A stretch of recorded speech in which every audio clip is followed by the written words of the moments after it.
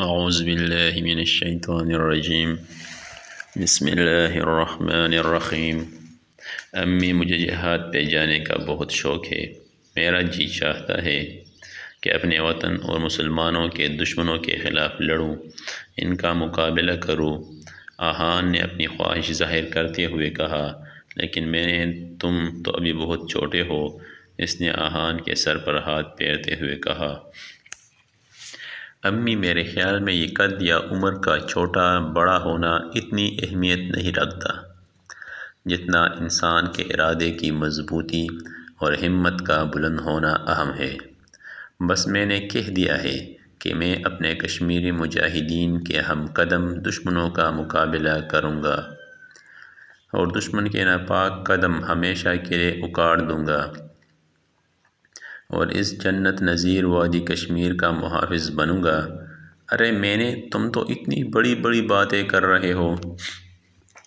امی نے حیرت اور خوشی کے ملے جلے تاثرات کے ساتھ آہان سے پوچھا، تو آہان نے اپنے سوال کا جواب نہ پاتے ہوئے منہ دوسری طرف پھیر لیا، لیکن امی نے بھی آہان کی ناراضگی کی وجہ بانپ لی اور کہا، اچھا اس کا ایک آسان سا طریقہ ہے کہ پہلے تم دل لگا کر پڑھو، ٹھیک، پھر تم آرمی میں داخلہ لے لینا اور اپنے بھائیوں اور سرزمین کے بہادر جیالے بن جانا۔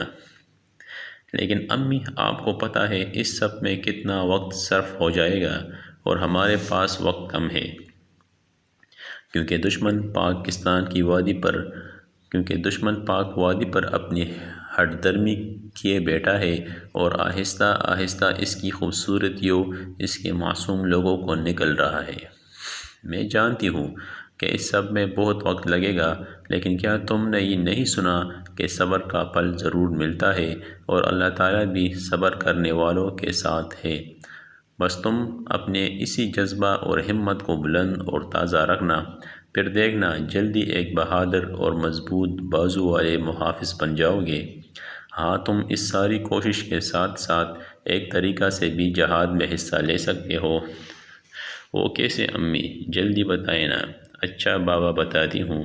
امی نے آہان کی اتنی بے چینی دیکھتے ہوئے کہا، تم اس طرح سے جہاد میں حصہ لے سکتے ہو کہ تم ایسا کرو کہ اپنے جیسے چند دوستوں جن میں تمہارے جیسا جوش و جذبہ ہو، تم ان سب کو ملا کر ایک تنظیم بناؤ اور پھر ہفتہ میں ایک دفعہ اپنی اس ٹیم کے ساتھ اپنے محلے، اسکول، گلی اور عزیز رشتہ داروں سے چندہ اکٹھا کر کے کشمیر فنڈز میں دے کر اپنے مجاہد بھائیوں کی امداد کرو۔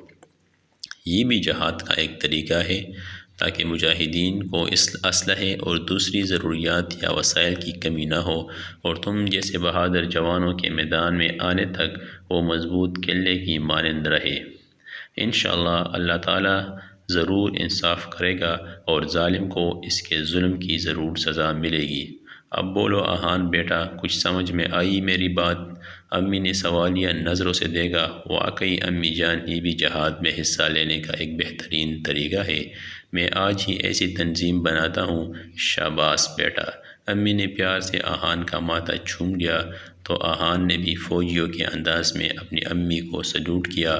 اس کی روشن آنکھوں کی چمک اس کے عزم اور ارادے کی مضبوطی کا صاف بتا دے رہی تھی۔ اگر آپ لوگوں کو ہماری ویڈیو پسند آئی ہے تو چینل کو سبسکرائب کرنا نہ بھولیے گا۔ شکریہ۔